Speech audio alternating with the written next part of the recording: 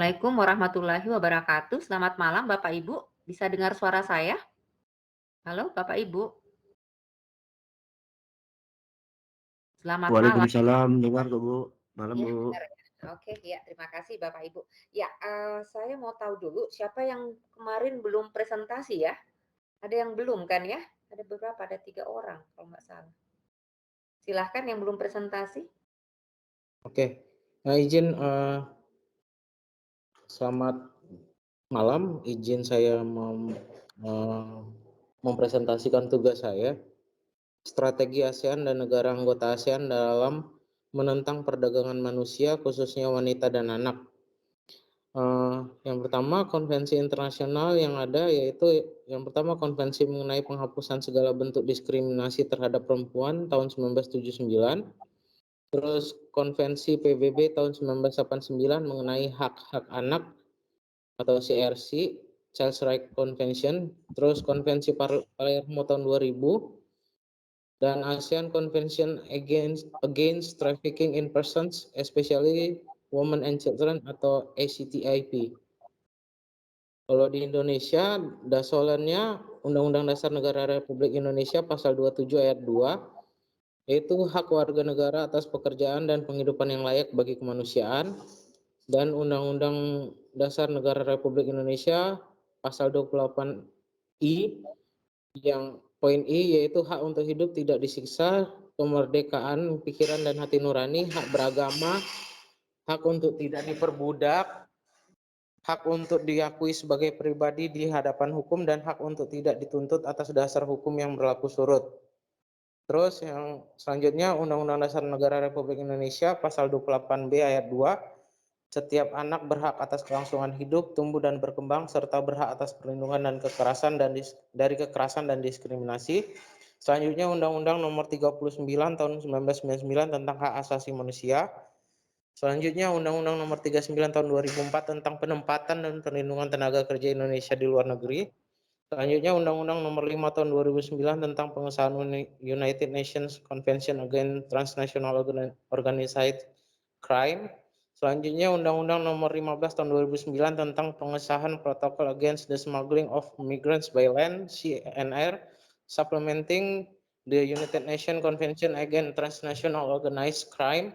Selanjutnya Undang-Undang Nomor 35 Tahun 2014 tentang perubahan atas Undang-Undang Nomor 23 Tahun 2002 tentang perlindungan anak. Selanjutnya Undang-Undang Nomor 21 Tahun 2007 tentang pemberantasan tindak pidana perdagangan orang. Kalau di Brunei Darussalam, dasolannya Penal Code Criminalization of Sexual Grooming, terus Penal Code Chapter 22 on Violence Against Women, dan Chapter 190 of the Islamic Family Law Order, soalnya 2019 Anti-Trafficking in Person Order. Kasusnya atau dasarnya di Indonesia, yang pertama Lampung Februari 2022, Satgas TPPO di Reskrimum Polda Lampung menangkap pelaku perdagangan manusia di wilayah Bandar Lampung. Tersangka merupakan RS 29 tahun warga Banjaragung, Tulang Bawang Barat. Penangkapan tersangka berawal dari informasi masyarakat tentang adanya perdagangan wanita yang dipekerjakan sebagai PSK. Pihak kepolisian telah mengamankan 2 orang wanita di salah satu hotel di Bandar Lampung. Berdasarkan pengakuan kedua wanita tersebut, mereka diberi komisi usai melayani pria hidung belang sebesar 1 juta. Sementara tersangka RS mendapat keuntungan 500.000 per orang. RS dikenakan pasal 2 ayat 1 junto pasal 17 Undang-Undang Republik Indonesia Nomor 21 tahun 2007 dengan ancaman kurungan penjara minimal 3 tahun dan maksimal 15 tahun. Kasus kedua di Indonesia, Langkat. Januari 2022, Migrancare melaporkan temuan kerangkeng manusia di rumah milik pejabat Bupati Nonaktif Langkat terbit rencana perangin-angin ke Komnas HAM. Diduga mantan bupati tersebut melakukan praktik perdagangan manusia. Kerangkeng manusia itu digunakan sebagai fasilitas rehabilitasi dan pembinaan korban penyalahgunaan narkoba. Namun Migrancare menemukan indikasi perbudakan modern. Kerangkeng manusia yang disebut sebagai fasilitas rehabilitasi itu hanya sebagai kedok atas perbudakan yang diduga dilakukan oleh terbit rencana perangin-angin terhadap buruh perkebunan kelapa sawit. Pada Maret 2022, polisi telah menetapkan 8 orang tersangka dalam kasus dugaan kerangkeng manusia yang ditemukan di rumah pribadi terbit rencana Perangin-Angin. Mereka dikenakan pasal pemberantasan tindak pidana perdagangan orang seperti diatur dalam pasal 2 ayat dan 7 Undang-Undang Nomor 21 Tahun 2007. Selanjutnya, Desain di Brunei Darussalam.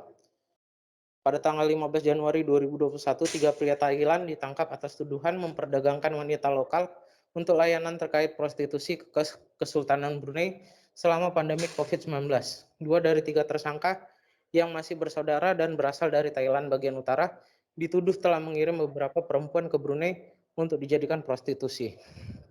Rumusan penelitiannya, yang pertama, bagaimana persamaan strategi antara Indonesia dan Brunei Darussalam sebagai anggota ASEAN dalam menentang perdagangan manusia khususnya wanita dan anak. Selanjutnya, bagaimana perbedaan strategi antara Indonesia dengan Brunei Darussalam sebagai negara anggota ASEAN dalam menentang perdagangan manusia khususnya wanita dan anak. Selanjutnya, yang ketiga, dari persamaan dan perbedaan tersebut dalam menentang perdagangan manusia khususnya wanita dan anak, strategi mana yang lebih baik untuk diadopsi oleh negara ASEAN lainnya. Metode penelitian yang digunakan adalah metode kualitatif komparatif dengan pendekatan kualitatif. Pembahasan permasalahan melalui teori perbandingan hukum. Yang pertama, persamaan strategi antara Indonesia dengan Brunei Darussalam sebagai anggota ASEAN dalam menentang perdagangan manusia khususnya wanita dan anak. Yang kedua, perbedaannya. Perbedaan strategi antara Indonesia dengan Brunei Darussalam sebagai negara anggota ASEAN dalam menentang perdagangan manusia khususnya wanita dan anak. Yang ketiga, strategi yang lebih baik untuk diadopsi oleh negara ASEAN lainnya berkaca pada persamaan dan perbedaan kedua negara yaitu Indonesia dan Brunei Darussalam dalam menentang perdagangan manusia khususnya wanita dan anak. Demikian. Oke, ya, terima kasih Pak. Ya, oke, selanjutnya siapa Terima yang kasih, Bu. belum? Ya,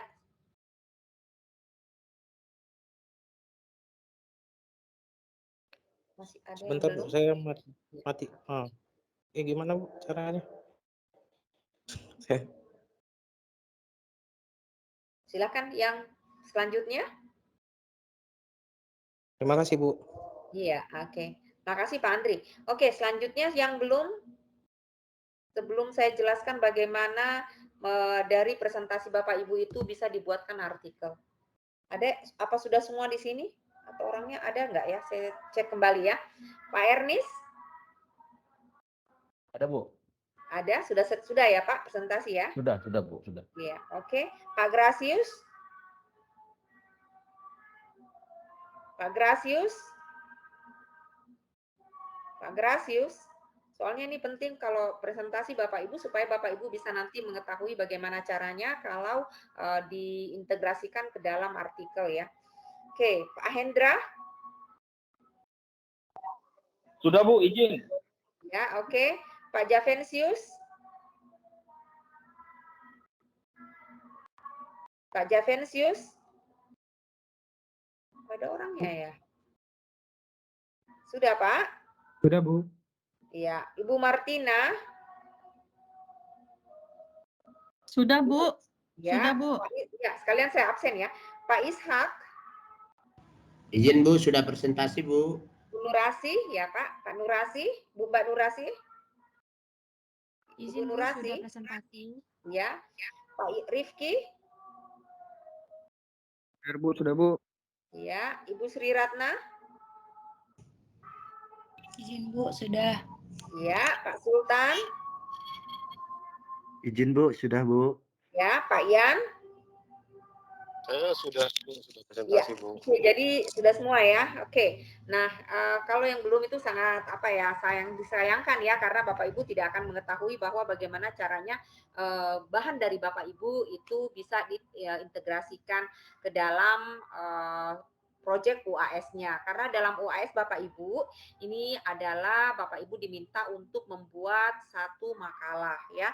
Dan mohon Bapak Ibu kerjasamanya makalahnya dibuat dengan sebaik-baiknya. Just in case ya Bapak Ibu terjadi sesuatu dengan tesis Bapak Ibu, di mana Bapak Ibu ataupun artikel Bapak Ibu, di mana Bapak Ibu mungkin karena sakit atau dipindah tugaskan atau lain hal, Bapak Ibu tidak bisa tepat waktu, bisa ditarikin dari mata kuliah ini. ya. Jadi bisa diajukan kepada prodi ya, dan meminta bahwa mata kuliah inilah, artikel dari mata kuliah inilah yang akan diambil untuk dijadikan pengganti tesis atau artikel. Jadi oleh karena itu Bapak Ibu harus sebaik-baiknya melakukannya. Oke, saya akan jelaskan dulu Bapak Ibu ya, seperti apa nanti Bapak Ibu membuatnya. Jadi kita akan membuat artikel, saya latihkan lagi bagaimana cara pembuatan artikel. Bu, izin sebentar Bu, Ya. menyampaikan tadi Pak Grace saya telepon lagi sedang sidang Bu. Oh iya, nggak apa-apa. Nggak apa-apa Pak. Ya, oke. Tunggu, saya lagi mau share screen. Oke, nah ini Bapak Ibu mungkin sering sekali saya ulang-ulang ya bagaimana Bapak Ibu melakukan penulisan artikel ilmiah pada jurnal ilmiah. Jadi apa yang akan dilakukan Bapak Ibu adalah bahwa presentasi Bapak Ibu itu adalah semacam outline-nya, hanya belum dapat untuk bagian hasil penelitian dan pembahasan belum ada dengan kesimpulan, tetapi pada kerangkanya sudah ada Bapak Ibu. Jadi yang paling utama ya Bapak Ibu pada saat melakukan penulisan itu adalah judulnya harus menarik ya Bapak Ibu ya. Jadi kalau tadi kan persamaan perbedaan itu tidak seperti itu, mungkin Bapak Ibu akan membuat judul yang lebih menarik. Oke, saya mulai dari Pak Ernis. Pak Ernis, kira-kira dari judulnya Bapak mau dibuat seperti apa supaya kita tes apakah sudah cukup menarik atau tidak judul Bapak. Bu, judulnya saya buat penerapan hukum tentang perdagangan manusia antara Indonesia dan Myanmar. Oke, iya. Oke, ya jadi penerapan hukum ya, penerapan hukum ya terkait perdagangan manusia di Indonesia dan Myanmar ya. Oke, itu bisa Pak. Ya, Bu. Oke, ya. Kemudian yang Ibu Martina.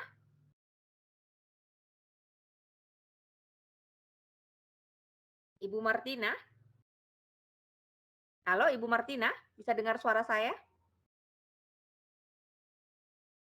Jadi tidak hanya tulis penerapan hukum, bisa saja pendekatan ya, pendekatan hukum ya dalam penanganan misalnya gitu ya, dalam penanganan perdagangan orang di Singapura, di Indonesia dan Singapura, atau strategi ya, strategi Indonesia dan Malaysia dalam penanganan atau dalam menyelesaikan kasus perdagangan orang. Baru titik 2 ya, mana yang lebih baik gitu ya. Jadi buat semenarik mungkin, jangan terlalu kaku ya. Jangan terlalu kaku membuat judul, dan usahakan dari teman-teman yang punya di kelas ini jangan sama semua judulnya ya. Jangan semua penerapan hukum semua sama, meskipun ya sebetulnya penerapan hukum, tetapi buat judulnya yang menarik. Jadi untuk UAS Bapak Ibu, karena artikel yang akan Bapak Ibu buat serahkan ke kami, maka judulnya itu harus judul yang menarik ya Bapak Ibu ya. Kemudian nama penulis. Nah, nama penulisnya Bapak Ibu, untuk pertama nama Bapak ya atau Ibu ya, kemudian dosen pengampu. Jadi dosen pengampu dulu Bapak Ibu ya. Nah, tapi itu yang paling penting adalah nama Bapak Ibu ya, nama Bapak Ibu aja dulu. Karena nanti itu kalau misalnya mau dijadikan pengganti tesis itu akan dirubah ya. Nah, sebaiknya Bapak Ibu tulis nama Bapak Ibu dengan lengkap, kemudian dosen pengampu mata kuliah.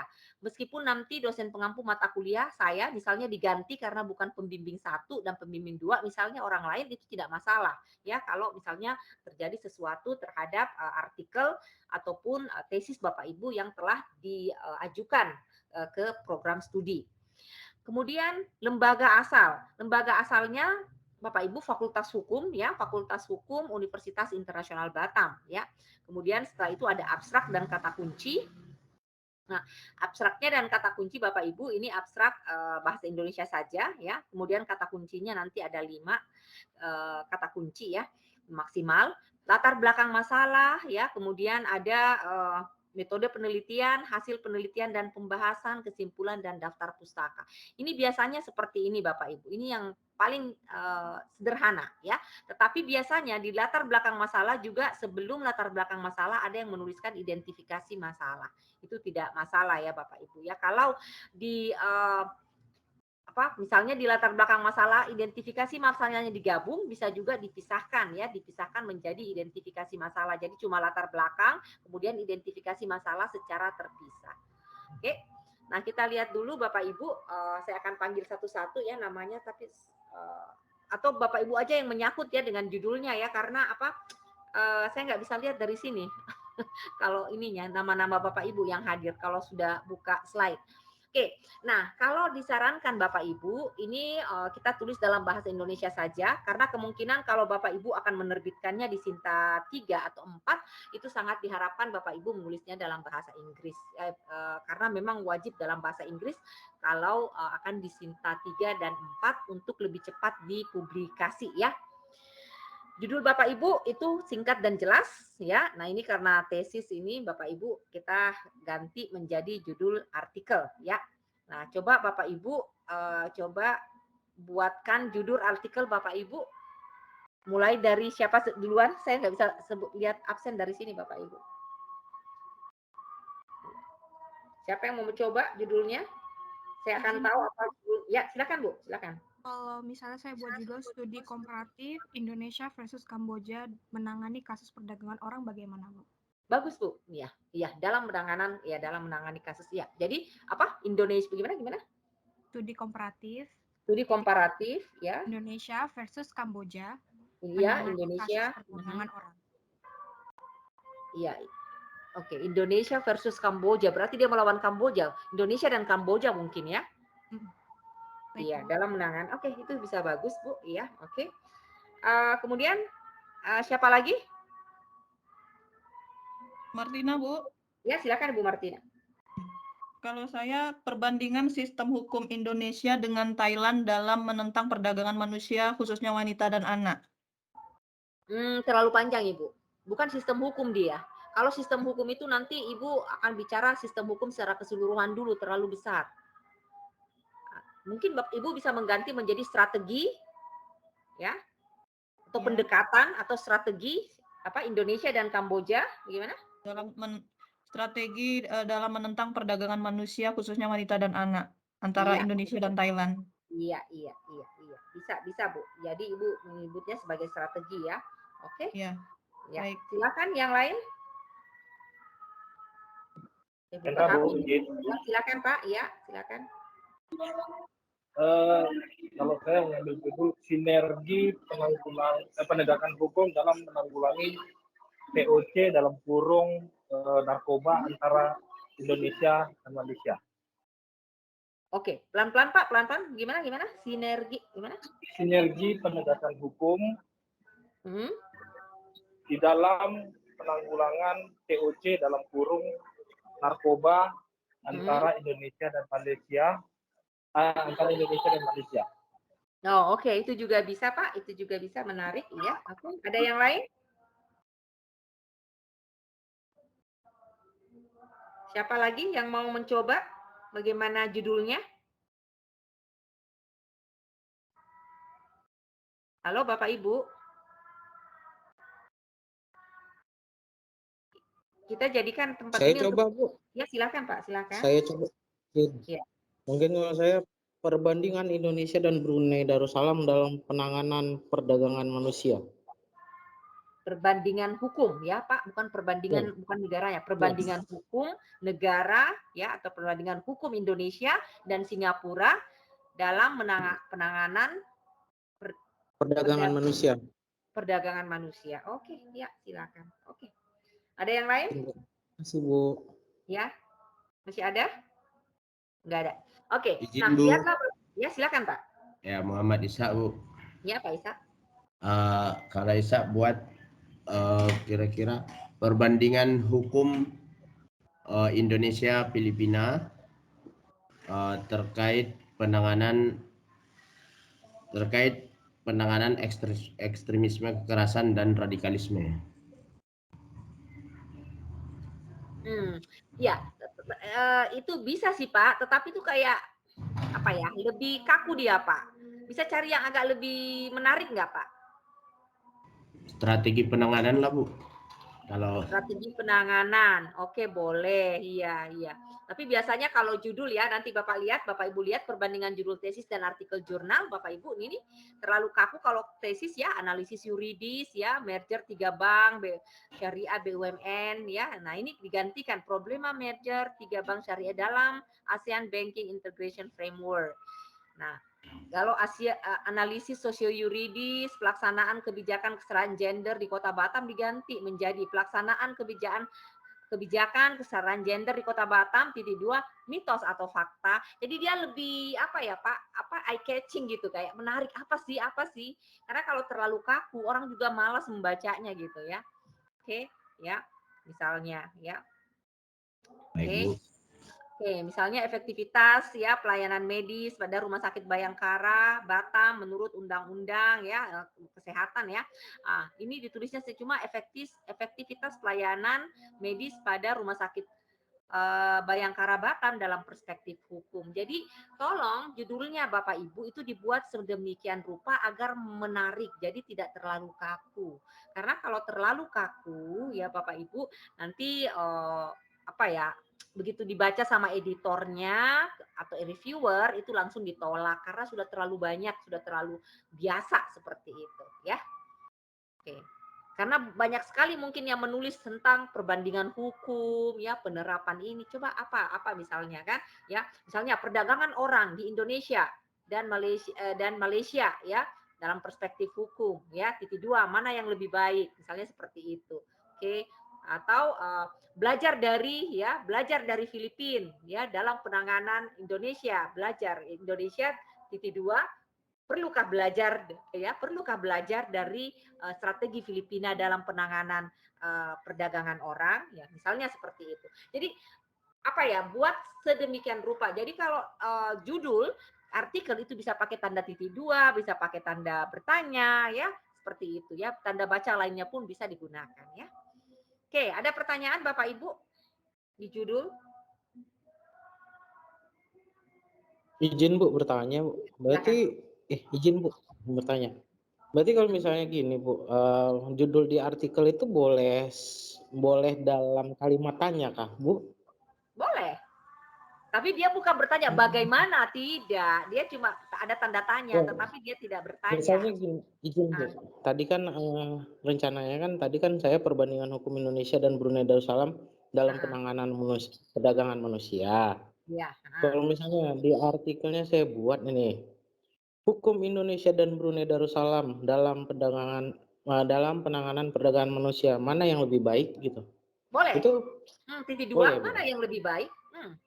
Oke, Atau Bu. mana yang Mungkin. lebih maju, mana yang lebih terdepan? Efektif. Bisa dia seperti itu. Oke, Iya. siap. Makasih Bu. Oke, ada yang lain? Tapi biasanya kalau mana yang lebih baik bisa sih, tapi menarik juga sih sebetulnya. Tapi carilah yang kata-kata yang lebih yang lebih eye catching gitu ya, Bapak Ibu ya. Oke, kalau nggak ada kita lanjut. Nah, abstrak dan kata kunci Bapak Ibu. Di abstrak itu Bapak Ibu harus membuat abstrak ya. Nah, abstrak itu antara 100 sampai 300 kata ya. Kalau sekarang kita 150 sampai 300 kata. Abstraknya apa isinya Bapak Ibu? Biasanya abstrak ini bagian yang terakhir Bapak Ibu kerjakan.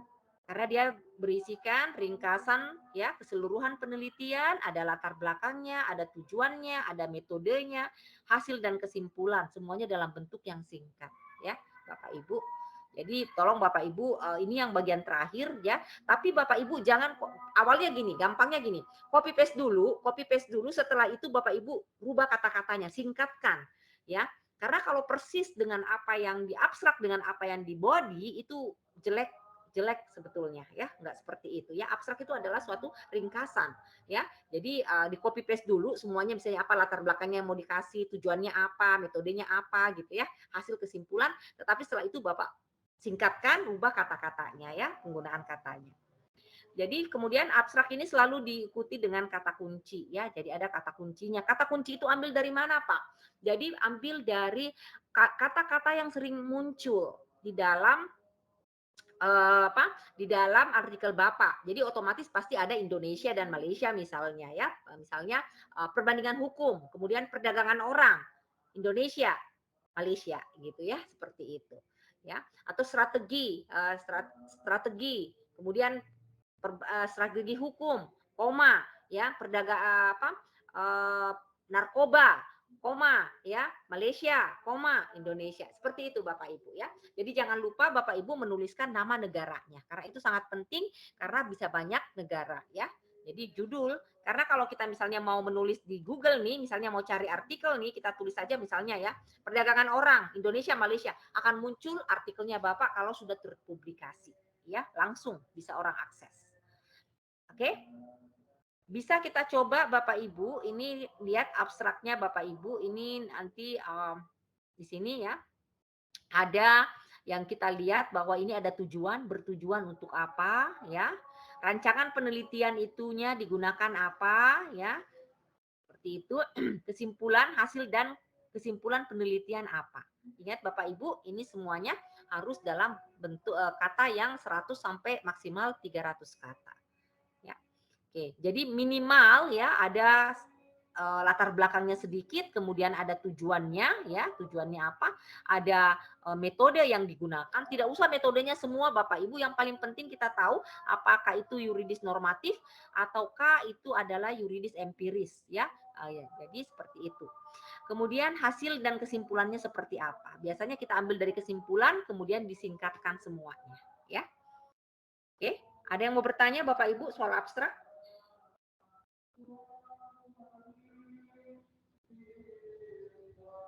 Halo Bapak Ibu? Nggak ada? Kata kunci, ya. Kata kunci adalah kata-kata yang mengandung konsep ya pokok yang dibahas dalam artikel. Jadi yang paling sering muncul ya. Jadi seperti tadi ada ini tentang dilusi merek ya, karena judulnya juga ini tentang dilusi merek ya, maka yang muncul adalah dilusi merek hak kekayaan intelektual Indonesia. Oke, saya panggil dulu satu-satu. Pak Andika. Pak Andika ada? Pak Andika? Pak Andika? Nggak ada. Pak Sultan? Pak Sultan? Nggak ada. Izin Bu, hadir Bu. Ya, Pak Sultan, coba kata kunci Bapak apa? Yang mau diberikan, kata kuncinya apa? Apa judulnya, apa kata kuncinya? Baca dulu judulnya Bapak, judul artikel ya, bukan judul. Ya. Ya Bu, judul saya Strategi dan Kebijakan Terkait Penanganan Terhadap Perempuan Studi di Negara Indonesia Filipina. Oke, iya. Oke, jadi apa kata kuncinya? Oh, kalau saya rencananya sih Bu, strategi, kebijakan, sama penanganan perempuan Bu. Enggak cocok Pak. Nggak cocok. Dia harus ada perempuan, karena sering muncul kata perempuan, kemudian Indonesia, Filipina, itu harus ada kata itu. Ini tentang apa Pak? Baik Bu.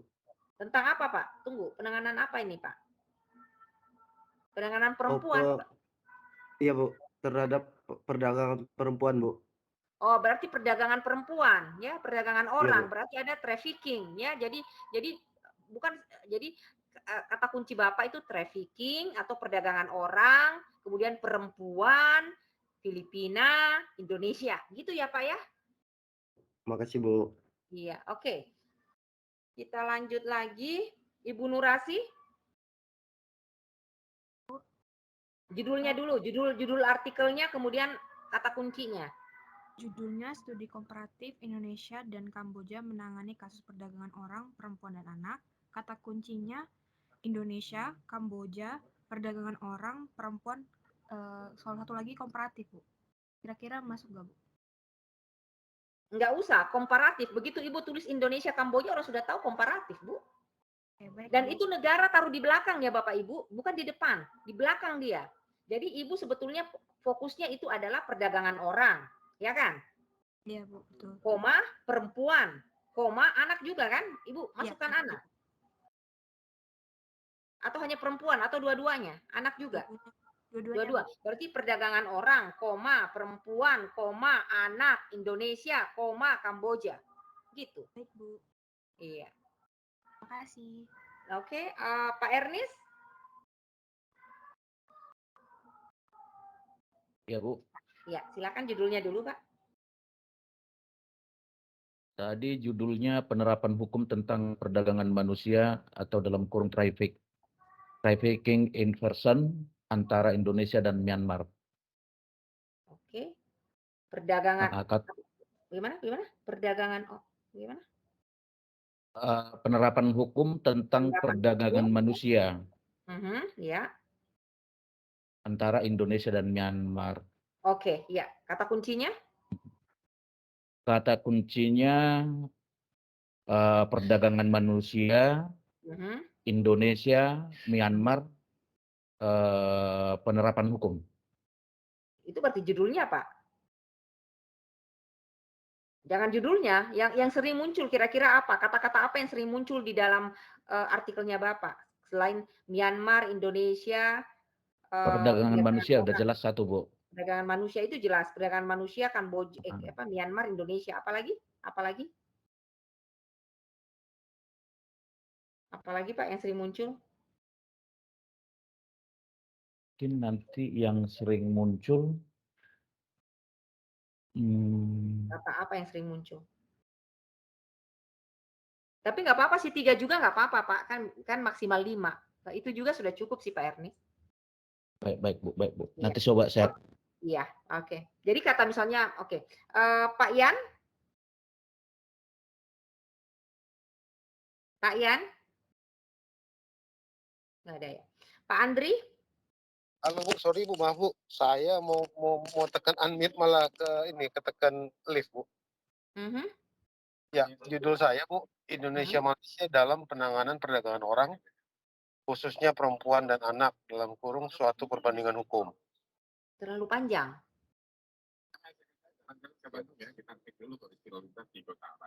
Terlalu panjang ya Bu. Terlalu panjang. Coba dipendekkan saja Pak. Indonesia Malaysia dalam apa Indonesia apa? Nggak bisa. Negaranya itu selalu di belakang Pak, nggak bisa di depan. Di dalam judul itu ya Bu ya? Iya. Atau studi perbandingan atau Bapak mau katakan apa? Kan perbandingan hukum kan? Iya betul Bu. Tapi ini kan judul artikel Pak, terlalu kaku kalau seperti itu.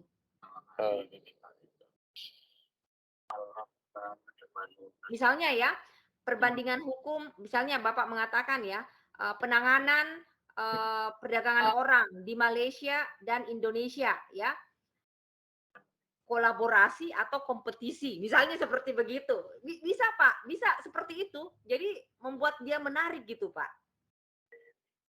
Iya Bu, baik Bu. Iya, coba kata kuncinya kira-kira apa Pak? Kata kuncinya penanganan perbandingan hukum, perdagangan orang, perempuan, anak. Iya, oke. Malaysia, Indonesia, Malaysia ya. Iya, harus ada Indonesia, Malaysia Pak. Yang cuma 5 kata loh Pak ya. Iya, ya, berarti perdagangan orang, kemudian Indonesia, Malaysia sudah pasti ada, kemudian apa Pak? Perbandingan hukum. Indonesia, Singapura, maaf Bu. Oh, sorry, Indonesia, Singapura, perbandingan hukum. Oke. Iya. Ya, makasih Bu. Oke, nanti diperbaiki judulnya. Banyak yang judulnya kurang greget gitu ya. Pak Andri? Izin Bu. Ya. Judul saya, mohon koreksi ya Bu ya. Hukum Indonesia dan Brunei Darussalam dalam penanganan perdagangan manusia, siapa yang lebih baik? Kurang greget Pak. Bukan siapa, siapa itu orang Pak. Siapa itu orang? Mana yang lebih baik? Oke. Penerapan hukum misalnya, penerapan hukum Indonesia dan Brunei. Ya, terkait perdagangan orang, titik 2, mana yang lebih baik? Ya, gitu aja, Pak. Oke, Bu. Ya. Oke, kata kuncinya, Pak.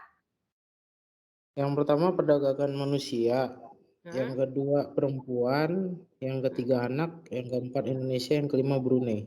Iya, oke, itu maksimal 5 kata ya. Oke, jadi kurang dari 5 kata juga boleh, Pak. Tapi jangan lupa negaranya ya, negaranya. Oke, saya lanjut aja. Tunggu, ini tadi Pak, siapa tadi nih? Pak Yan ya, Pak Andri. Ibu Ratna sudah? Bu Ratna? Iya, Bu. Ya, coba Bu. Judul saya Strategi ASEAN dalam Menentang Perdagangan Manusia, khususnya wanita dan anak di Indonesia dan Laos, Bu. Iya, tidak usah khususnya, Bu. Tidak usah khususnya. Coba ulang kembali lagi. Strategi ASEAN dalam menentang perdagangan manusia, khususnya wanita dan anak. Strategi ASEAN dalam menentang perdagangan manusia. Perdagangan manusia dalam kurung studi kasus Indonesia dan Laos. Baik Bu, terima kasih Bu. Ya, oke. Coba kata kuncinya Bu.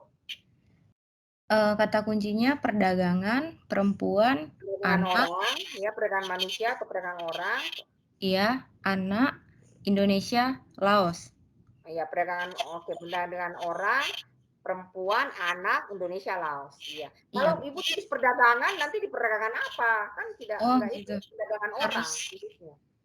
Berarti bisa digabung ya Bu, perdagangan. Perdagangan orang itu atau perdagangan orang Bu? Kalau dari undang-undang kita itu adalah tindak pidana perdagangan orang. Perdagangan orang ya Bu? Iya, tapi ada yang menyebutnya perdagangan manusia. Silakan aja Ibu mau pakai kalimat yang mana. Tapi sebetulnya secara hukum perdagangan orang. Baik Bu, terima kasih Bu. Oke, Pak Hendra. Halo Bu, ya Bu. Silakan judulnya dulu Pak. Judulnya Sinergi Penegakan Hukum di dalam Penanggulangan TOC dalam kurung narkoba antara Indonesia dan Malaysia. TOC apa? Transnational Organized Crime. Bisa disingkatkan Pak, langsung tidak boleh Pak, tidak boleh disingkatkan TOC itu. Langsung coba ulang Pak, ulang. Sinergi penegakan hukum di dalam penanggulangan transnational organized crime dalam kurung narkoba antara Indonesia dan Malaysia. Kenapa tidak langsung saja narkobanya, tidak usah pakai itu? Coba diulang kalau tak dihilangkan. Ya TOC-nya dihilangkan Pak. Coba ulang Pak. Sinergi penegakan hukum di dalam penanggulangan narkoba antara Indonesia dan Malaysia. Iya, oke. Atau dalam kurung studi kasus Indonesia Malaysia. Oke. Antara dan apanya ya? Iya, oke. Kemudian kata kuncinya Pak? Penegakan hukum narkoba Indonesia. Nggak usah penegakan hukum Pak. Karena kan sudah ditahu pasti penegakan hukum. Jadi yang penting itu adalah transnational crime. Bapak tuliskan tadi tidak ada kan? Jadi itu kan supaya orang tahu transnational crime, narkoba kan Bapak diisi artikelnya kan banyak kata-kata transnational crime kan digunakan. Berarti transnational crime. Kemudian narkoba, kemudian apalagi? Indonesia, Malaysia, gitu ya. Oke, iya. Kemudian kalau misalnya Bapak Ibu ada pakai ASEAN, berarti juga ada ASEAN di dalamnya, ASEAN, Indonesia, Malaysia, gitu ya. Misalnya. Oke, Ibu Juni. Ibu Juni.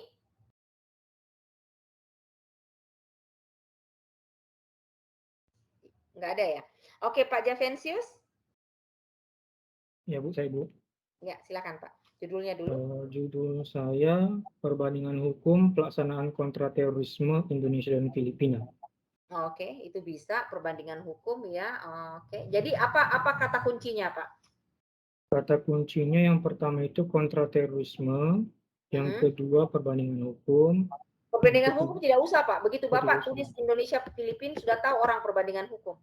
Kalau gitu yang keduanya itu langsung negaranya Indonesia dan yang ketiga itu Filipina. Iya, oke. Apalagi kata-kata apa lagi yang sering muncul di dalam artikelnya Bapak? Kejahatan transnasional itu biasanya kalau berarti kejahatan transnasional. Coba ulang lagi Pak, kata kuncinya apa? Kata kuncinya yang pertama kontraterorisme, yang kedua kejahatan transnasional. Berarti kejahatan transnasional dulu Pak. Dia kan dari umum ke khusus. Kejahatan transnasional, kontraterorisme, kemudian Indonesia, Malaysia, gitu ya? Iya, Bu. Oke. Oke, Pak Grasius, ya Pak Grasius masih sidang ya? Siap, iya Bu. Sudah selesai Bu Ibu. Sudah, oke. Pak Grasius judulnya apa Pak? Di artikel iya Bu, awalnya judulnya memang saya Bu negaranya duluan Bu, Indonesia dan Vietnam dengan hukumnya dalam mencegah perdagangan orang. Namun karena Ibu tadi sampaikan tidak elok kalau negaranya duluan, jadi saya berpikir komitmen penegakan hukum perdagangan orang antara Indonesia dan Vietnam. Itu aja, Bu. Oke. Boleh nggak, Bu, kira-kira? Komitmen. Lebih Iya, baik. Jadi bisa saja, coba diulang sekali lagi, Pak. Sebaiknya itu kalau kata-katanya titik 2, sebuah komitmen. Begitu, Pak. Buat yang menarik gitu loh, Pak. Jangan kayak kaku sekali. Coba ulang, Pak. Apa? Kalau yang kedua tadi, Bu, awalnya yang perubahannya komitmen negara Indonesia dan Vietnam. Kenapa dalam komitmen dikasih di belakang? Gitu ya, Bu ya. Jadi penegakan hukum pencegahan perdagangan orang antara Indonesia dan Malaysia dan Vietnam. Titik 2. Ya, sebuah komitmen. Larinya kemana nanti, Bu ya, bahasannya, Bu? Hah? Larinya kemana nanti komitmennya, bahasannya itu, Bu? Saya bingung nanti, Bu. Kan Bapak mau komitmen. Ya, membandingkan komitmen kedua negara tersebut sih, Bu, ujung-ujungnya. Iya, benar. Iya, benar. Oh. Jadi judulnya itu, Pak, harus yang bombastis gitu loh, Pak, yang menarik. Siap. Karena kalau artikel, Pak, kalau kaku sekali, langsung dicoret. Sekarang suka yang kasih, bahkan kadang-kadang menarik sekali ya. Mereka pakai bahasa Inggris, aduh, dosen-dosen juga kadang-kadang dosen muda pakai bahasa Belanda lah, pakai bahasa Inggris lah, istilah pakai bahasa Prancis, padahal isinya itu doang. Kadang-kadang serius, konyol banget. Jadi memang agak bombastis sedikit, Pak, judulnya. Siap, Oke. Ibu. Jadi kata kuncinya? Indonesia, Vietnam. Belakang dia di belakang. Oh. Negara di belakang. Penegakan hukum, perdagangan orang, Indonesia, Vietnam, komitmen. Nggak usah, perdagangan orang. Perdagangan orang, komitmen, Indonesia. Nggak usah. Jadi, Bu, apa, Bu? Jadi perdagangan orang, Indonesia, Vietnam. Jadi ini mau perbandingan hukum kan? Perdagangan orang, perbandingan hukum, Indonesia, Vietnam. Gitu. Oke, siap, Bu. Iya, jadi tidak usah, bukan judul, Pak, yang diambil, bukan. Ya, jadi apa konsep pokoknya, apa yang terlalu sering muncul di dalam kata-kata apa yang sering muncul. Kan sering muncul itu kata perdagangan orang, kemudian ada tentang perbandingan hukum, kemudian terkait apa negaranya, gitu ya, Pak ya? Iya, Bu. Iya, oke. Terima kasih. Ibu Martina, Ibu Martina. Ya, Bu. Ya, coba Bu judulnya. Kalau misalnya saya tinjauan yuridis terhadap penanggulangan tindak pidana perdagangan manusia di Indonesia dan Thailand. Itu tesis, Bu, judul tesis. Oh, ya. Kalau misalnya perbandingan aturan hukum tentang tindak perbandingan aturan hukum. Tesis juga, Bu. Buat menarik. Strategi tadi, Bu, kalau misalnya strategi Indonesia dan Thailand dalam menentang perdagangan manusia? Ya, itu lebih bagus, strategi. Strategi, baik, Bu. Iya. Oke, jadi apa itunya? Kata kuncinya, Bu? Strategi perdagangan manusia. Nggak usah tulis strateginya. Berarti jadi, perdagangan manusia. Perdagangan manusia Indonesia, Thailand. Oke, iya. Oke. Boleh. Oke. Selanjutnya Pak Ishak. Izin, Bu. Ya. Tadi coba susun judul, Bu. Pelaksanaan kebijakan melawan ekstremisme dan radikalisme Indonesia Filipina. Jadi jangan, Pak, terlalu panjang. Bapak kan tentang tentang apa tadi? Radikalisme, Bu. Radikalisme. Ya, radikalisme. Ekstremisme, kekerasan, dan radikalisme. Oke. Radikalisme, ekstremisme, dan kekerasan, gitu ya? Apa? Ekstremisme, kekerasan, dan radikalisme. Oke, ya. Di Indonesia dan Filipina. Ya, oke. Kemudian apa, Pak? Titik 2 mau apa? Suatu perbandingan atau suatu apa ya? Misalnya gitu, ya. Pendekatan apa? Pendekatan hukum, sebuah pendekatan hukum. Gitu, Pak. Gitu, Bu. Jadi bisa kayak gini-gini loh, Pak, borelnya ini. Nah. Melawan ekstremisme, kekerasan, dan radikalisme Indonesia Filipina, titik 2, penerapan hukum, Bu. Jangan, jelek. Oh ya. Ganti Pak, ganti. Enggak. Buat kalimatnya yang bombastis gitu, agak keren gitu Pak. Jangan penerapan hukum itu terlalu kaku. Oh. Artinya misalnya melawan ekstremisme, kekerasan dan radikalisme.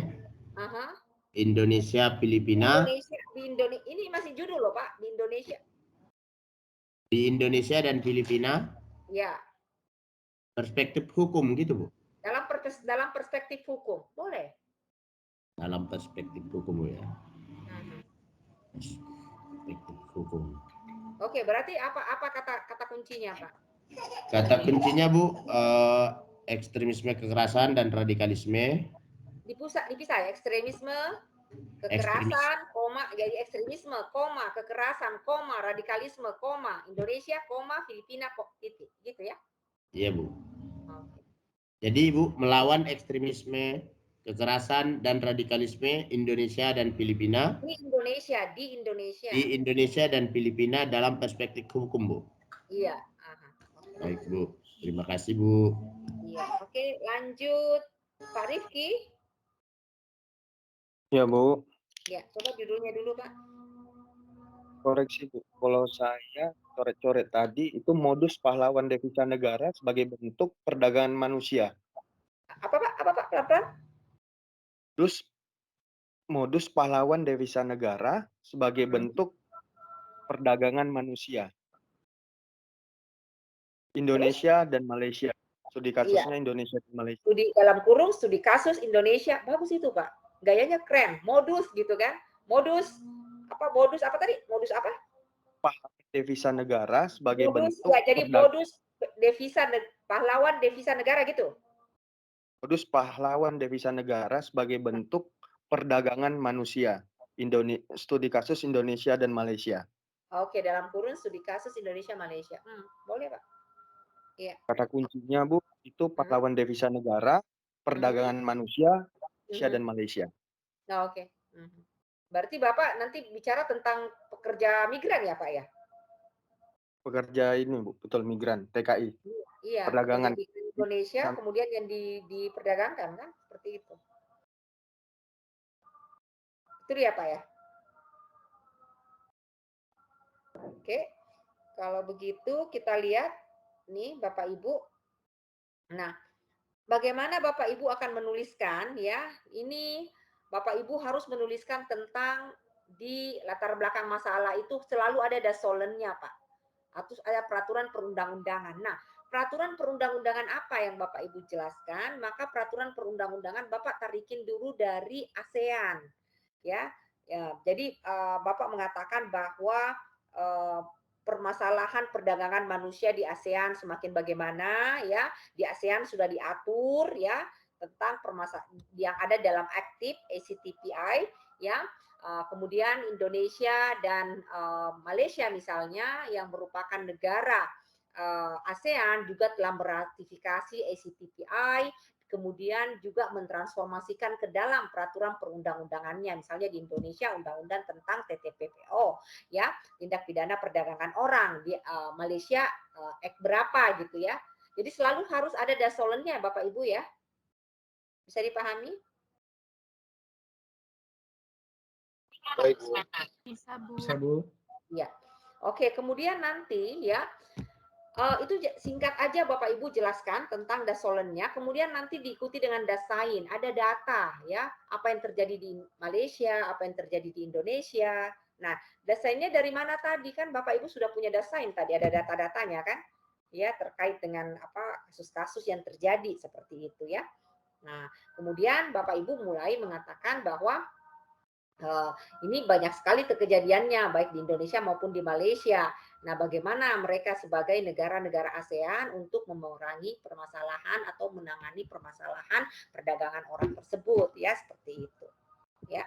Nah, kalau misalnya ya Bapak Ibu, tapi kalau nanti kita lihat yang soal ujiannya Bapak Ibunya agak berbeda karena ini mencontoh dia tujuannya itu dimasukkan dalam permasalahan, tetapi perumusan masalahnya berdiri sendiri. Nah, di sini ada artikel yang masing-masing memasukkannya bersama-sama ya. Jadi tujuannya digabung dengan masalahnya. Nah, kalau itu harus ada tujuannya apa, Pak? Tujuannya ya pakai istilah menganalisis, memaparkan, mengidentifikasi, jangan untuk mengetahui ya, Pak ya. Karena tidak memakai mengetahui seperti itu ya. Karena itu untuk S1. Kemudian perumusan masalah, nanti ada pertanyaan. Nah, pertanyaan Bapak kan semua sudah ada ya. Ya, apa persamaan ya? Seharusnya apa persamaan, apa perbedaan, mana yang lebih baik ya. Bisa Bapak Ibu? Tapi itu juga bisa Bapak Ibu rubah ya strateginya, bagaimana strateginya ya di Indonesia, Malaysia misalnya. Kemudian apakah strategi itu sudah sesuai dengan ACTPI ya. Aktif ya, ICTIP ya, ICTP ya, aktif ya. Jadi kemudian mana yang lebih baik ya seperti itu. Jadi harus ada rumusan masalahnya, Pak. Ya, oke. Ada yang mau ditanyakan di sini, Bapak Ibu?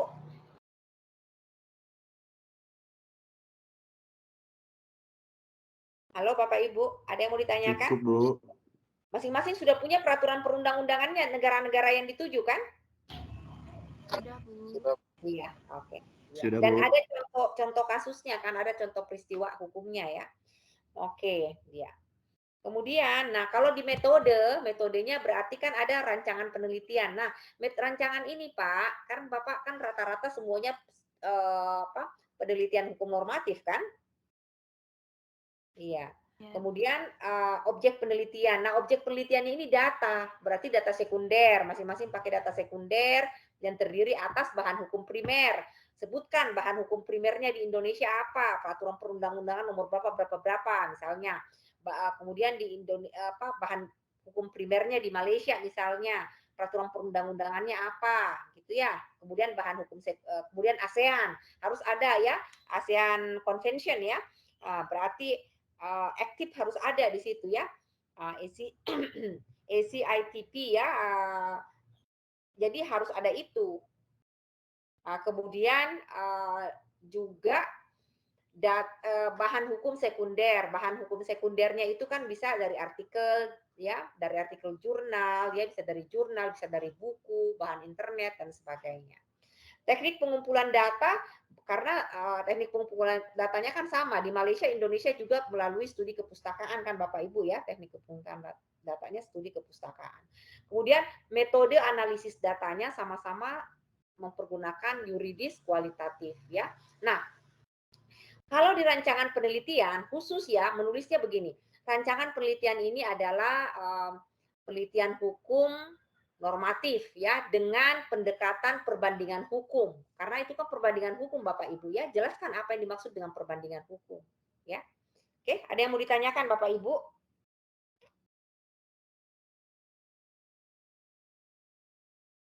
Halo, Bapak Ibu?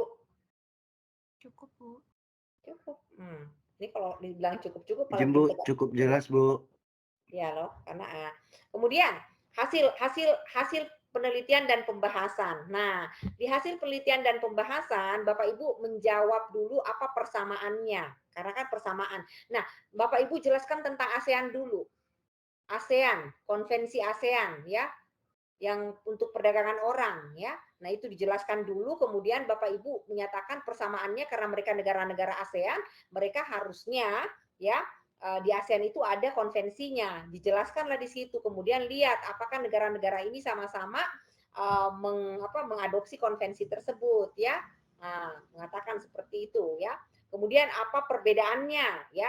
Nah, perbedaannya Bapak Ibu bisa lihat perbedaannya bisa macam-macam. Bapak Ibu lihat perbedaannya adakah di peraturan perundang-undangan di masing-masing negara yang berbeda dengan konvensi ASEAN, atau ya Bapak Ibu mengatakan metode penanganan korban itu berbeda misalnya ya, seperti itu.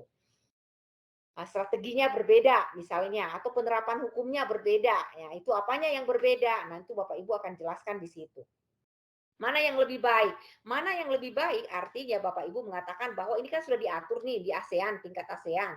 Nah, ada ASEAN itu amandatkan apa-apa saja. Siapa yang lebih dekat dengan ke ASEAN dan mana yang dianggap di dunia lebih baik. Ada ranking-rankingnya, Pak. Kalau ada apa, kan saya sudah kirimkan bahan-bahannya kan yang dari Amerika Serikat itu yang pakai tier 1, tier 2, ya. Nah, yang bisa mendapat tier 1 itu berarti lebih baik. Nah, makanya kalau dia lebih baik, makanya negara yang kurang baik yang dibandingkan harus bisa mengikuti langkah-langkah tersebut. Bisa dipahami Bapak Ibu? Bisa, Bu. Ada yang mau ditanyakan?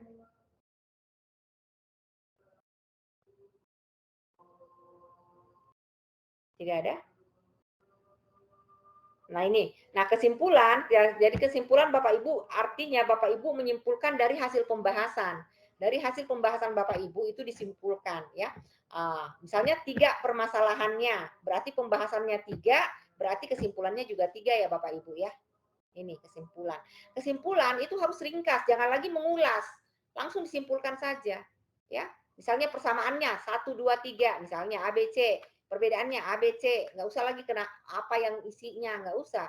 Ya, mana yang lebih baik? Indonesia lebih baik karena kenapa? Selesai. Iya, tidak usah lagi panjang-panjang berdasarkan ASEAN apa-apa, nggak usah. Gitu ya. Bisa dipahami Bapak Ibu? Bisa, Bu. Nah, daftar pustaka ini penting Bapak Ibu. Kalau Bapak Ibu mau artikel jurnalnya itu cepat, itu artikel kita lihat kalau mau ini triknya ya. Kami pun memeriksa itu siapa yang paling banyak daftar pustakanya itu paling tinggi nilainya. Itu yang pertama saya lihat, Pak. Kalau saya memeriksa artikel. Kalau orang menulis artikel saya lihat daftar pustakanya. Ada enggak 10 artikel? Ya. Ada enggak dalam bahasa Inggris artikelnya? Semakin banyak daftar pustakanya semakin tinggi nilainya ya. Jadi referensinya harus banyak ya. Nah, tapi referensinya itu yang dari mana Bapak Ibu? Yang dari footnote. Jangan ditulis di referensi tidak ada di footnote ya, itu salah ya. Nah, makanya Bapak Ibu harus mempergunakan Mendeley Bapak Ibu ya. Menggunakan Mendeley. Kan tiap jurnal juga beda-beda ya, ada yang footnote, ada yang body note. Tapi usahakan daftar pustakanya banyak membuat referensi. Nah, ini biasanya kan isi artikel biasanya 4.000, tapi kita kan sekarang sudah 5.000 ya Pak, sampai 7.000 kata. Kenapa? Karena kalau Bapak Ibu sedikit menulis ya, kemudian nanti ada reviewnya mau tambah, Bapak kesulitan, Bapak Ibu sangat sulit karena menambah kata banyak sekali ya. Mendingan di tengah-tengah. Biasanya itu rata-rata itu antara 5.000 sampai 7.000 kata ya. Ya, tapi kalau kita itu 5.000 sampai 7.000 kata itu dalam termasuk footnote dan daftar pustaka. Ya. Kemudian plagiat. Nah, Bapak Ibu, kalau Bapak Ibu mau mendaftarkan di jurnal dan itu Bapak Ibu yakin bahwa itu akan bagus karya Bapak Ibu, diturnitin dulu. Semuanya harus turnitin. Harus 20% paling maksimal karena tiap jurnal itu rata-rata 20%, Pak. Kalau UIB kan 24. Tapi di luar jurnal sana, Sinta 3, 4 itu 20% Pak diturnitin. Kalau turnitinnya Bapak Ibu sudah lolos turnitin, itu akan lebih mudah untuk membahasa Inggriskan.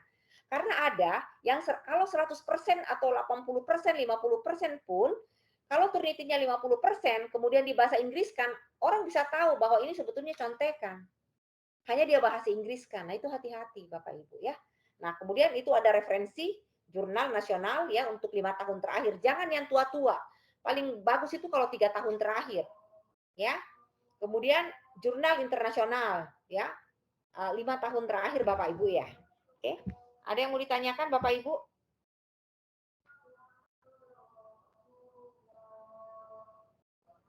Belum, Bu. Enggak ada. Ya. Ini Bapak Ibu perbandingannya ya. Kalau Bapak Ibu tesis ada yang mungkin tesis, jadi artikel itu tidak formal, harus menarik ya. Ya. Kemudian Bapak Ibu di sini kalau di tidak ada perbedaan ya kalau di abstrak sama-sama ya, latar belakangnya, metodenya ya, tujuannya harus ada, metode penelitiannya harus ada, kemudian hasil dan kesimpulannya harus ada. Kemudian kalau di artikel jurnal itu dia tidak mempergunakan manfaat penelitian, Pak, nggak ada, langsung tujuan saja ya. Nah, ya. Kemudian kalau metodenya ini diringkas, Pak. Jadi kalau misalnya Bapak tidak usah menuliskan seperti ini. Yang dimaksud dengan penelitian hukum normatif adalah tidak usah, Pak. Tetapi perbandingan hukum itu apa dan apa yang diperbandingkan itu harus jelas. Karena itu perbandingan hukum. Makanya saya berikan buku perbandingan hukum supaya Bapak Ibu bisa mengutip dari situ. Ya. Kemudian untuk hasil penelitian dan pembahasan, kalau di artikel itu dia gabungkan, Pak, hasil penelitian dan pembahasan. Dia tidak pisah-pisah, ya.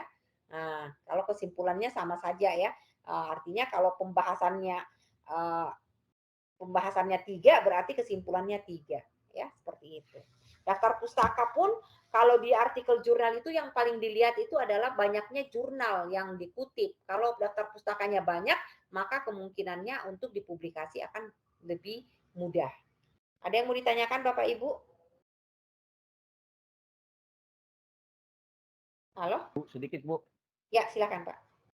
Saya ada merubah judulnya nih, tapi agak tadinya kan saya Bu penerapan hukum tentang perdagangan manusia atau trafficking in person antara Indonesia dan Myanmar. Terus saya rubah menjadi menghadapi perdagangan manusia di negara Indonesia dan Myanmar. Ini tantangan hukumnya gitu. Bisa Bu ya?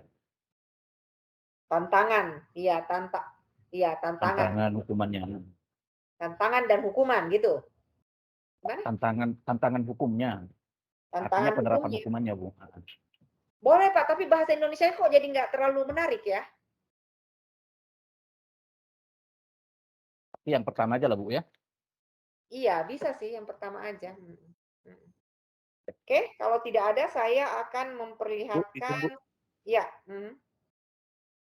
Bertanya sedikit, Bu, tentang judul artikel yang tadi disampaikan. Kan ada kalimat penegakan hukum, penerapan hukum, dan segala macamnya tadi, Bu. Yang kalau menurut saya itu jadinya ke empiris jadinya, Bu. Sementara kita semuanya kan normatif jadinya, Bu. Itu apa ada pertentangan atau tidak menjadi masalah, Bu? Izin, Bu. Kan ini kan memang tidak empiris dia, Pak. Bapak, ya sebetulnya sih dari kalau di tesis, Pak, itu jadi masalah. Iya. Penerapannya kan Bapak semua sekunder kan, dari data sekunder artinya itu dia sudah diterapkan karena mengambil dari kasus-kasus langsung Pak. Oh iya Bu, ya Bu. Iya, berarti dia diterapkan sudah masuk ke, makanya paling bagus itu kalau ada putusan pengadilan di masing-masing negara, bukan hanya contoh-contoh kasus yang tidak ada putusannya, yang sebaiknya ada putusan yang inkrah di masing-masing negara Pak. Berarti sudah diterapkan kan. Kalau di tesis kan berarti itu kan empiris dia gitu. Iya Bu, terima kasih Bu. Iya, oke. Ada lagi yang lain?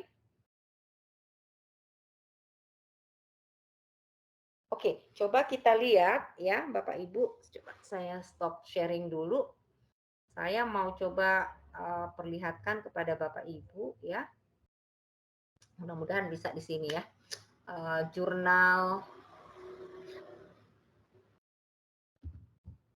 Jurnalnya kita ya, jurnalnya UIB. Tunggu sebentar. Saya buka dulu Bapak Ibu ya.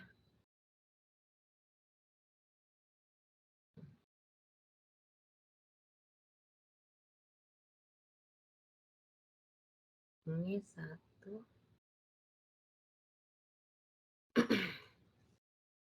Tunggu ya Bapak Ibu, saya buka dulu.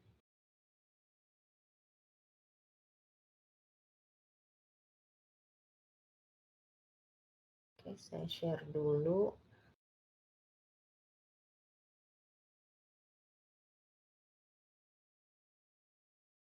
Dia buka enggak ya? Share screen. Dia enggak di Windows.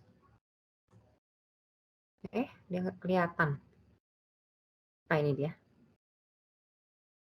Bisa nggak ya? Oke. Kelihatan Bapak Ibu? Kelihatan Bu. Nah, ya. Nah, Bapak Ibu lihat ya. Ini tadinya bahasa Indonesia dan kita bantu untuk membahasa Inggriskan ya. Jadi penanganan COVID ya, pandemi COVID di Indonesia dan India. Ya. Ini sebetulnya dia cuma tulisnya judulnya pertama sederhana sekali, penanganan perbandingan penanganan COVID pandemi COVID-19 di Indonesia dan India. Saya tambahkan a critical flashback in 2000 karena datanya semuanya tahun 2020. Ya, jadi ini kita tambahkan bahwa flashback kembali ya, melihat flashback kembali di tahun 2020. Jadi Bapak Ibu ini harus yang buat yang menarik kata-katanya Bapak Ibu ya. Seperti itu. Ya. Nah, ini karena kalau ini kan semua bahasa Inggris ya Bapak Ibu ya. Bapak Ibu kan menulisnya dalam bahasa Indonesia. Oke. Nah, kemudian Bapak Ibu jangan terlalu kaku persamaan perbedaan ya. Ini saya akan lihatkan. Ya, tidak harus persamaan perbedaan. Nah, jadi cuma tulis apa pendekatannya Indonesia ya. Diceritakan ya. Kemudian apa pendekatannya India gitu ya. Bisa juga seperti itu, apa pendekatannya India ya. Nah, kemudian baru dibandingkan. Ya, baru dibandingkan. Jadi ada berbagai macam cara, Pak. Bisa langsung apa persamaannya, apa perbedaannya ya.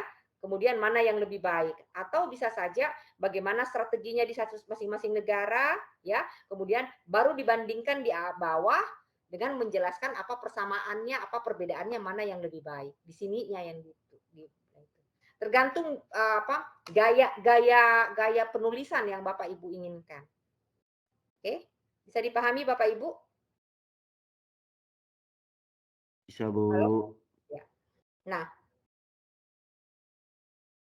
Bapak lihat kenapa ada cuma 3 paragraf? Karena cuma ada 3 permasalahan juga, Pak. Iya. Ya langsung. Ya, langsung ya, seperti itu. Ya. Nah, ini dia Bapak lihat referensinya banyak kan? Nah, banyak, Pak. Makanya dia bisa masuk, Pak. Jadi harus referensinya banyak, Pak. Jangan sedikit referensinya, Pak. Semakin banyak dia semakin bagus, Pak, referensinya. Bisa dipahami Bapak Ibu? Bisa, Bu. Bisa, Bu. Iya. Oke, ada yang mau ditanyakan dulu? Izin Bu, saya mau nanya Bu. Iya. Ini Bu mengenai yang daftar pustaka tadi Bu dan referensi. Di sini kan saya lihat dari yang Ibu share ini ada juga di jurnal ini yang mengambil dari website Bu ya. Iya. Ini kita ada kriterianya nggak Bu dalam memilih berita-berita dari website ini Bu? Kan kadang kan ada juga berita itu yang sulit kita percaya Bu ya, kurang kredibel. Iya. Jangan pakai Wikipedia, blog yang seperti itu ya Pak ya. Kalau koran boleh kayak Kompas, bolehlah koran bagus. Iya. Baik Bu. Iya. Oke, ada yang lain? Majalah-majalah terkenal boleh kayak Forbes ya. Nah, ini kayak gini. Iya. The Guardian kan, yang terkenal. Ya, tapi kalau yang pribadi, blog pribadi nggak bisa ya Pak ya. Oke, ada lagi? Coba saya lihat di apakah ada yang berbahasa Indonesia ya. Supaya Bapak Ibu yang perbandingan hukum karena yang dulu-dulu itu jurnalnya supaya Bapak Ibu bisa tahu bagaimana cara menulis jurnal kalau artikel ya kalau dia mempergunakan bahasa Indonesia dengan model perbandingan hukum. Biasanya sih ada dulu ada nggak ya? Saya cobain dulu Pak, baru buka. Saya cek dulu.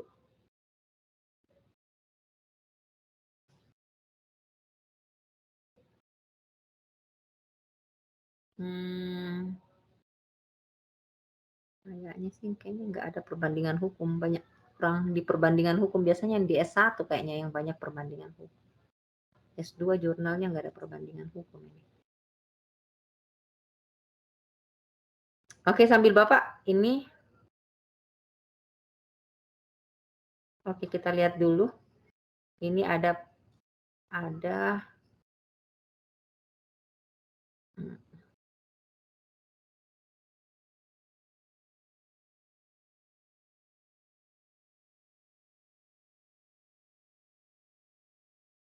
Oke.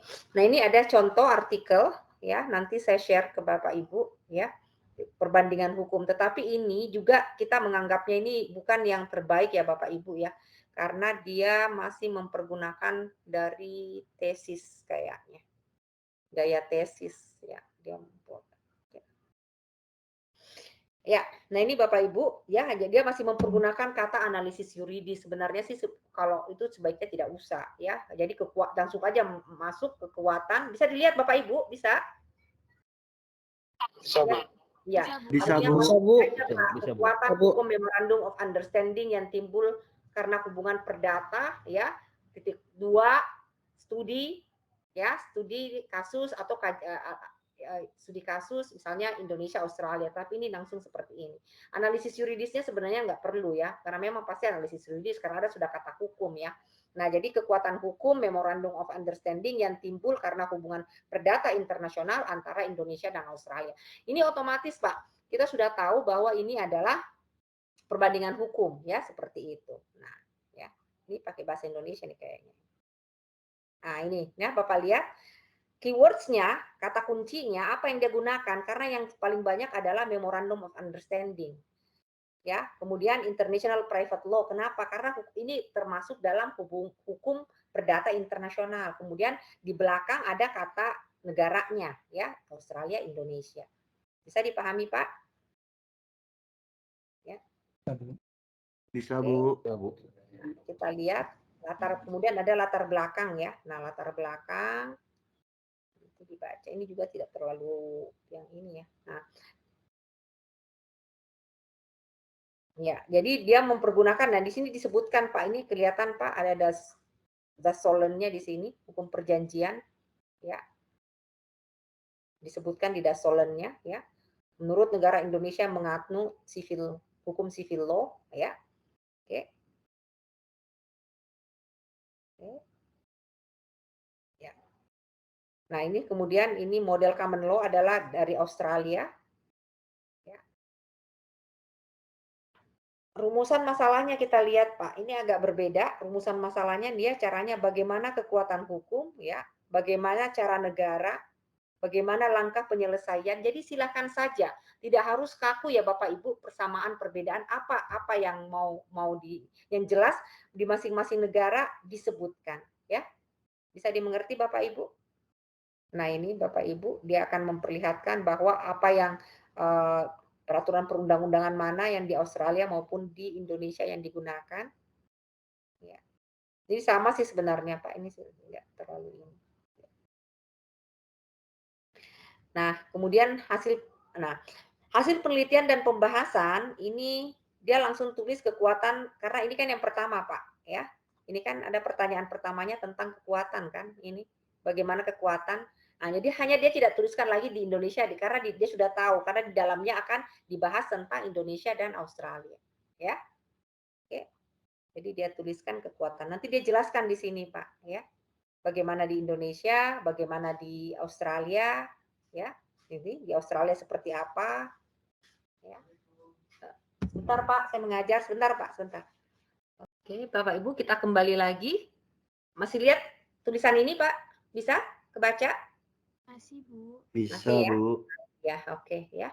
Nah, ini jadi dia akan menjelaskan tentang seperti apa ya. Nah, pakai di Australia ya. Nah, kemudian syaratnya seperti apa. Jadi sekali lagi Bapak Ibu ya, dia juga sebutkan. Jadi kalau Bapak Ibu menyebutkan 2 kasus di Indonesia, maka 2 kasus juga di negara yang dibandingkan. Ya. Jadi harus betul-betul kelihatan, tidak hanya berat sebelah seperti itu ya Bapak Ibu ya. Ini dia menyebutkan dua-duanya ya. Kalau Bapak Ibu ingin supaya artikelnya Bapak Ibu itu bisa dipublikasi, maka usahakan artikel Bapak Ibu itu adalah artikel yang mempunyai referensi yang banyak.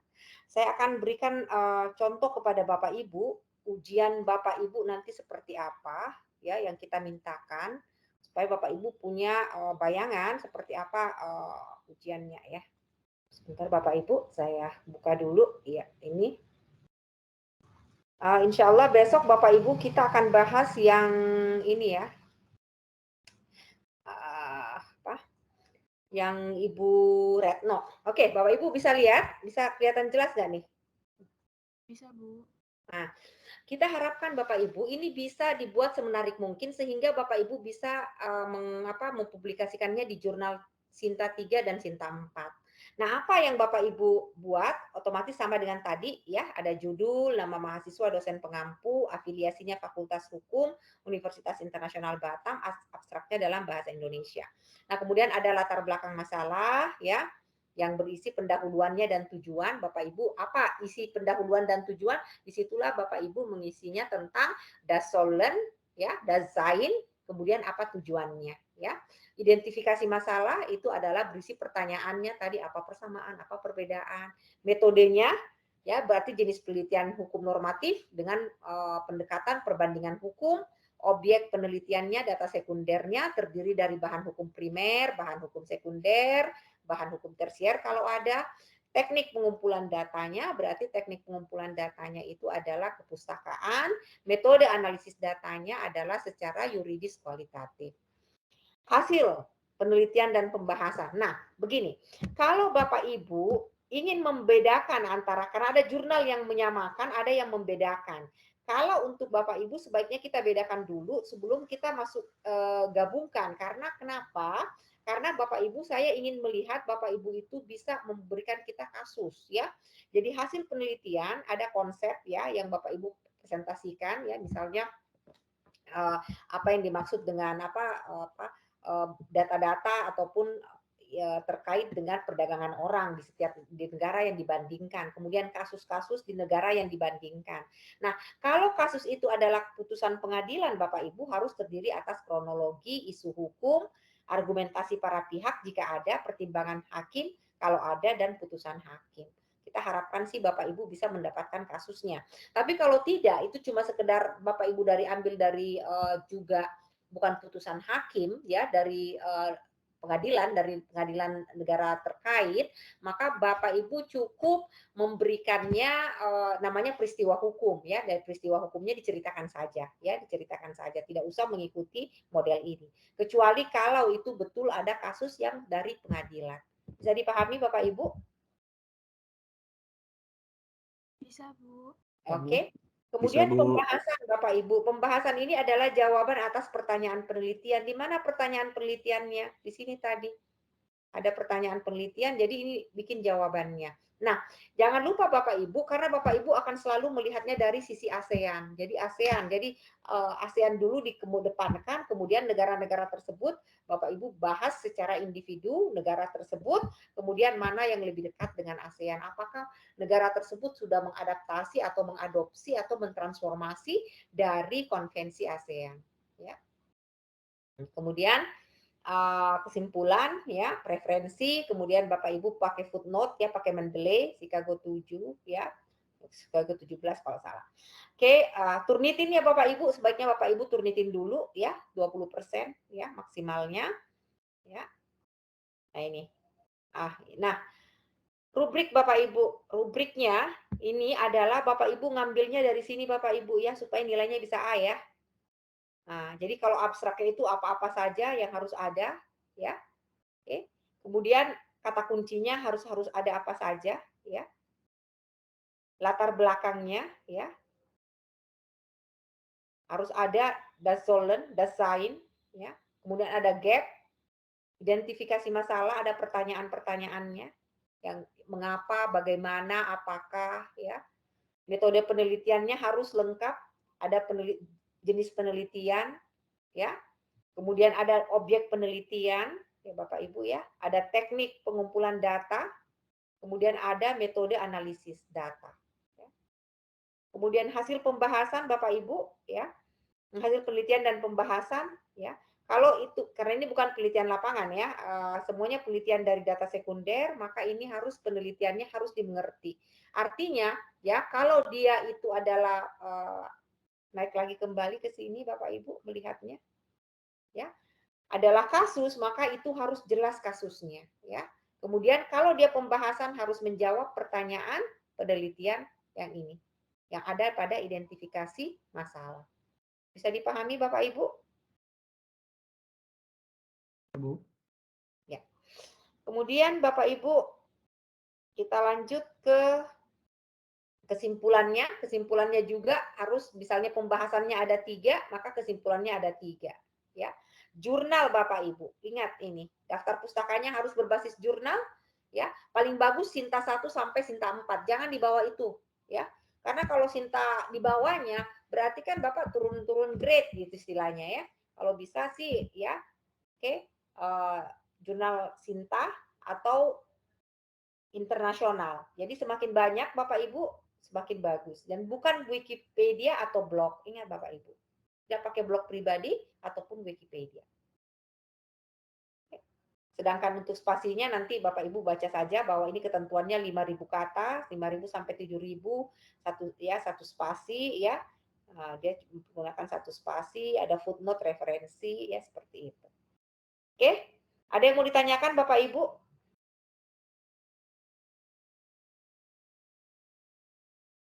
Halo Bapak Ibu, ada yang mau ditanyakan? Apakah sudah dipahami Bapak Ibu? Cukup, Bu. Sudah, Bu. Cukup. Oke, kalau begitu saya absen sekali lagi Bapak Ibu ya. Kalau yang tidak hadir, ini aja kasih tahu saya ya. Oke. Karena besok itu akan kita bahas tentang, kita akan diskusi besok Bapak Ibu ya. Ya, oke Bapak Ibu. Jadi hari ini itu saja yang kita akan bahas ya Bapak Ibu. Dan saya harapkan Bapak Ibu besok kita akan membahas tentang pidato konferensi pers dari Ibu Retno ya. Saya mohon Bapak Ibu mendengarkan baik-baik, kita akan putarkan juga ya, tapi sebelumnya saya harapkan Bapak Ibu bisa mendengarkannya dengan baik ya. Artinya Bapak Ibu bisa pahami dengan baik ya, apa itunya apa. Tunggu sebentar. Bapak Ibu bisa mendengarkan dengan baik pembicaraan yang dibahas oleh Ibu Retno ya. Kemudian Bapak Ibu juga bisa memberikan masukan-masukan terkait hal-hal apa yang penting ditangani oleh Indonesia ya dengan Uni Eropa, khususnya di mana kita nanti mulai menuju ke 2023 di mana Indonesia adalah sebagai ketua ASEAN. Ya, jadi Bapak Ibu saya ingin ada masukan-masukan ataupun ada hal-hal yang Bapak Ibu bisa perdalam. Silakan mencari sumber-sumber yang lain ya, tetapi pidato Ibu Retno yang dijadikan sebagai bahan untuk kita olah besok. Bisa dipahami Bapak Ibu? Bisa, Bu. Bisa, Bu. Ya. Oke, saya rasa sudah cukup Bapak Ibu. Ini kenapa? Saya juga punya ini agak bermasalah tim saya. Tunggu sebentar Bapak Ibu. Tim saya agak bermasalah ini. Enggak keluar deh. Sebentar, ini Teams-nya kenapa? Oke, halo Bapak Ibu, masih dengar suara saya? Masih, Bu. Masih, Bu. Masih, Bu. Masih, Bu. Oke, ya. Oke, jadi saya rasa cukup sekian Bapak Ibu ya, dan kita akan ketemu lagi insya Allah besok. Oke Bapak Ibu, sampai ketemu lagi insya Allah besok. Wassalamualaikum warahmatullahi wabarakatuh dan selamat malam Bapak Ibu. Waalaikumsalam. Selamat malam, Bu. Selamat malam, Ibu. Terima kasih, Bu.